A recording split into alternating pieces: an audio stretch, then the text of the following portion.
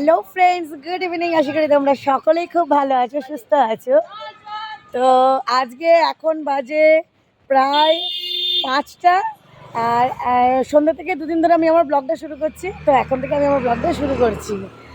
তো যাচ্ছি এখন একটু, মেয়ে আমি, এই দেখো সামনে শাশুড়ি, এই দেখো মাসি।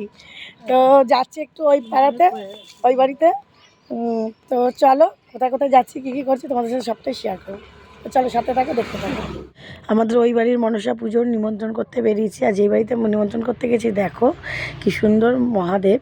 আর তারপরে চলে গেছি আমার ওদের পাশের বাড়ি, ওই জায়ের মেয়ে প্রীতি বিয়ে করেছে, জানো, এর আগে ব্লগে বলেছিলাম। ওই প্রীতি নতুন শ্বশুর বাড়িতে চলে গেছি। এই দেখো ও রয়েছে, শাশুড়ি রয়েছে, আমার শাশুড়ি গেছিলো, আমার যা গেছিলো ওই মনসা পুজোরই নিমন্ত্রণ করতে। আর এটা হচ্ছে এখন থেকে দেখছো পরের দিনের ব্লগ। পরের দিনের সন্ধ্যাবেলায় আমরা বেরিয়েছিলাম, কারণ আগের দিনের ব্লগটা তো বেশি বড় হয়নি, সেই জন্য ওটা আমি পোস্ট করিনি। পরের দিনের ব্লগটা নিয়ে পোস্ট করছি একেবারে। পরের দিন গিয়েছিলাম শাখা পড়তে নবদ্বীপ পোড়ামাতলাতে। তো পোড়ামাতলায় ভালো শাখা পেলাম না, তাই একটু এগিয়ে গিয়ে ওই গঙ্গার ঘাটের কাছাকাছি অনেক শাখার দোকান আছে। সমাজবাড়ি, যে আমাদের নবদ্বীপ সমাজবাড়ির উল্টো দিকে। আর যেতে যেতে পোড়ামাতলায় সব দোকানপাটগুলো দেখছি, সচরাচর আসতে পারি না আমি, কিন্তু এত ভালো লাগে জানো তো, দোকানপাট চারিদিকে জমজমাট, মনটা খুব ভালো লাগে। পোড়ামাতলা গেলেই যেন মনটা খুশখুশ করে। আর সব জামা কাপড়ের দোকান দেখি, ব্লাউজের দোকান দেখি, মনে হয় সব কিনি। যা যা দোকান দেখছি সব একটা করে জিনিস কিনতেই থাকি এরকম মনটা হয়। এই দেখো প্রীতির মা দিদি গেছিলো আর আমি গেছিলাম। এটা আমাদের পুজোর আগের দিন বিকেলবেলাটায়। তো আমি বললাম, বাড়িতে কত লোকজন আসবে, একটু শাখা তো পড়তেই হয়, কারণ হাতে কোনো শাখা ছিল না, একটা সরু পলা ছিল ইমিটেশনের, ওখানে বসে কানে রাখতে হয়, তাই জন্য। আর আমার মোটা পলা পরার খুব শখ ছিল অনেক দিন ধরে। আর এই দেখো ফুল গাছ বলছি, ফুলের দোকানে ফুলগুলো হেভি লাগছিল জানো তো। গোলাপ দেখলে আমি নিজেকে ঠিক রাখতে পারি না। আর এই দেখো পাঞ্জাবি মহলের পাঞ্জাবি, ওফ, এত সুন্দর সুন্দর পাঞ্জাবি, মনে হয় তোমাদের দাদাভাইকে সব কিনে আমি দিয়েছি, এরকম মনে হয়। আর এই দেখো ভেজ হোটেলের রেস্টুরেন্ট, এটা আমি একটু ক্যামেরায় তুলে নিলাম, কেন কোনো সময় যদি আমি ভেজ খাই কখনো, এখান থেকে অর্ডার করে নিতে পারবো। আর এই দেখো এই দোকানটায় আমি আগের দিন জিজ্ঞেস করে গিয়েছিলাম, তো এই জন্য আজকে এলাম এই দোকানটাতেই। বললাম চলো ওই দোকানটাতেই যাই। তো আমি এরকম মোটা শাখা দরদাম করছি, কথা বলি করছি যে মোটা শাখাই পরবো, অন্য শাখা পরবো না। যদি থাকে পরবো, না হলে কিন্তু আমি পরবো না। তো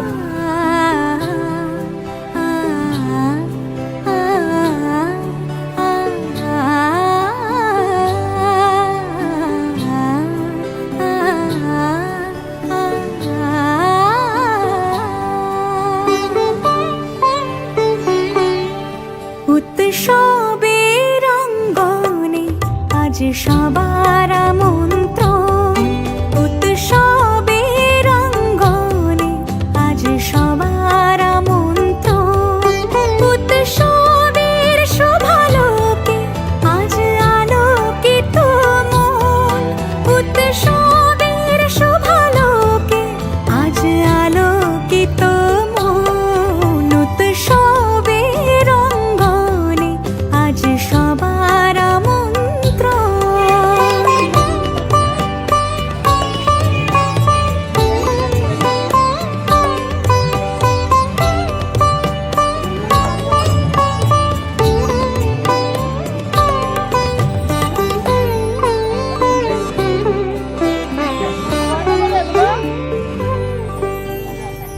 তারপর সোজা পোড়ামাতলা থেকে চলে এসেছি আমার জায়ের বাড়িতে। তো এসেই দেখো একটু চা খেয়ে নিলাম, চা বিস্কুট। প্রচণ্ড খিদে পেয়েছিল। আর রাস্তায় ওরা এতবার ফোন করছিল, পুজোর আগের দিন বিকেলবেলাটায় রাস্তায় ওরা এতবার ফোন করছিল, তো কী করবো, ওই জন্য রাস্তায় কিচ্ছু খাইনি, চলে এলাম। এসে আগে মাকে বললাম, মা ছিল এই বাড়িতে, বললাম একটু চা করো, দিয়ে চা খেলাম।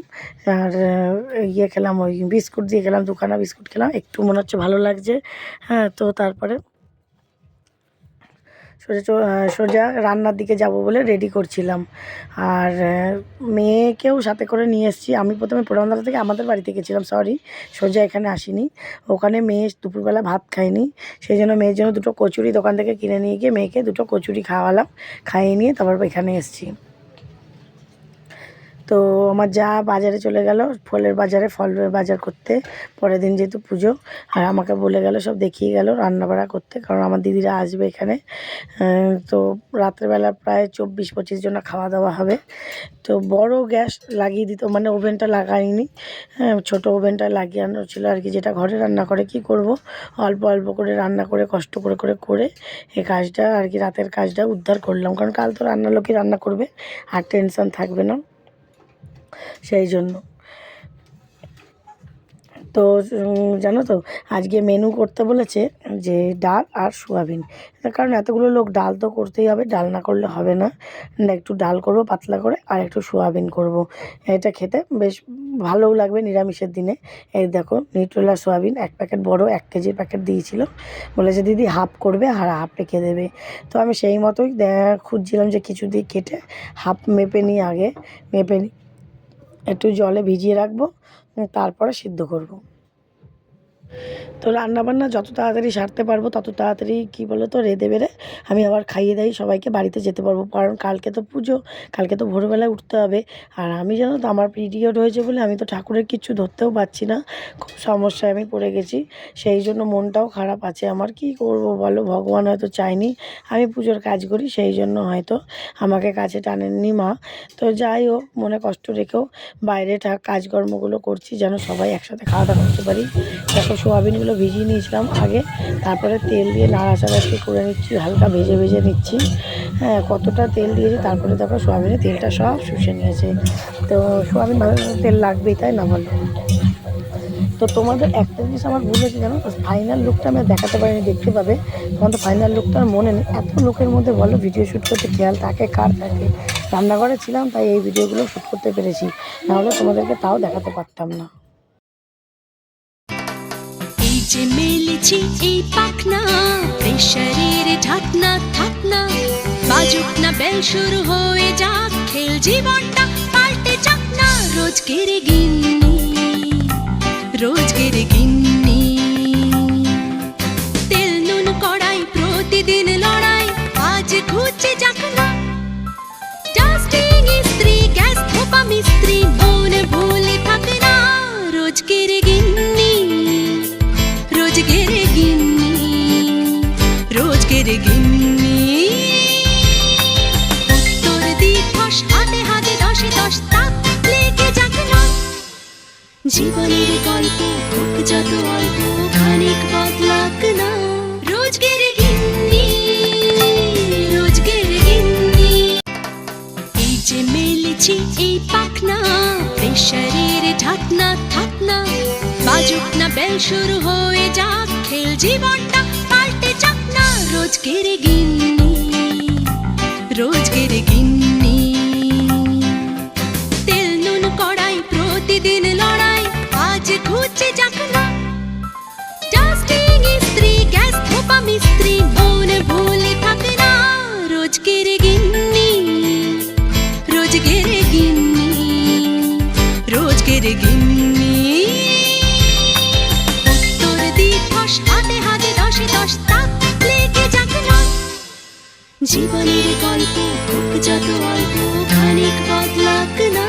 রোজকের গিন্নি, রোজকের গিন্নি। তো রান্নাবান্না প্রায় শেষের মুখেই চলে এসছে। তো রেঁধে বেড়ে দেখলাম যে না বেশ ভালোই লাগছে। তরকারিটা একটু টেস্ট করে দেখলাম যে না নুন টুন সব ঠিকই আছে, কারণ এতগুলো লোক খাবে, যদি না খেতে পায় কালকে অনেকেই উপোস করবে। আর জানো তো ওদের এই রান্নাঘরটাতে রান্না করতে করতে শরীরে যেন গরম ধরে গেছিলো, কি বলবো। আর তখনও কিন্তু আমার জায়েরা আসেনি, যা গেছে আর আমার দেওর গেছিলো। আর পুজোর তার মধ্যে একটা টেনশন ছিল মাথার মধ্যে, আর সব সময় মনে একটা কষ্ট ছিল। কী কষ্ট বলো তো, ঠাকুরের কাজ আমি করতে পারবো না, এইটা যেন আমার মনের মধ্যে একটা বসে গেছিলো। আমি ঠাকুরের কাজ করতে প্রচণ্ড ভালোবাসি, আমার বাড়িতেও দেখো গোপাল সোনা আছে, আমি এমনিও ঠাকুরকে দিই।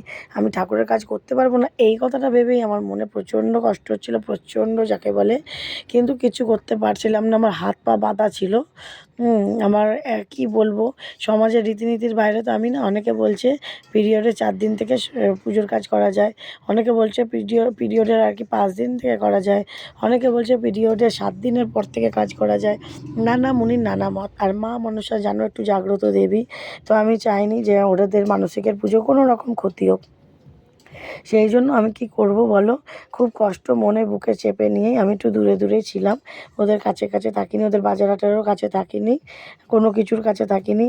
ভেবেছি ঠাকুর যত যে বছরে আমাকে টানবে সেই বছরে আমি নয় মায়ের কাজ করব, আর না টানলে না করব, তাতে কি আছে, কপাল যদি না থাকে, বলে না কপাল মানুষের আগে আগে কপাল যায়, এ কথাটা আমি ছোটোবেলায় মা দিদিমার মুখে শুনেছি, এখন বিশ্বাস করছি সত্যিই তাই। মানুষের আগে আগে আর কি আমার কপালটাই যাচ্ছে, আমি হয়তো পরে যাচ্ছি, আমার কপালটা আগে যাচ্ছে। কেন বলো তো, কপালে না যদি ঘি থাকে, বলে না কপালে তা না না থাকলে আমার ঘি ভাই জনটা লাগলে হবে কই? কি, এই অবস্থা। কই কই কই আমার বাবু তো কই কই দাঁড়া একটু খুলাস না কই কই আমার ছুনা কই এ তো তাতা করো তাতা আমার চুনু চুনু চুনু চুনু চুনু চুনু আর তুই একটু টাটা করে দে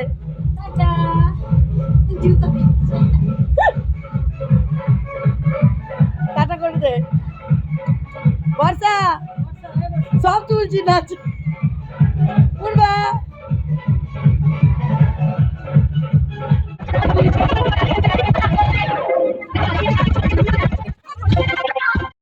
তো সব কটা মিলে নাচ করছে, আর দেখো আমি একটুখানি ওই রান্নার ফাঁকে এদেরকেও দেখতে এলাম, রান্না আর একটু বাকি, ভাত বসিয়েছি, ভাতটা নামাবো তারপরে রান্না কমপ্লিট। গাইস আমাদের এখন খাওয়া দাওয়া হয়ে গেছে, ভালো করে ভালো করে খাওয়া দাওয়া হয়ে গেছে, সেটা বল বল, খাওয়া দাওয়া হয়ে গেছে, আমরা এখন ঘুমাবো সবাই মিলে।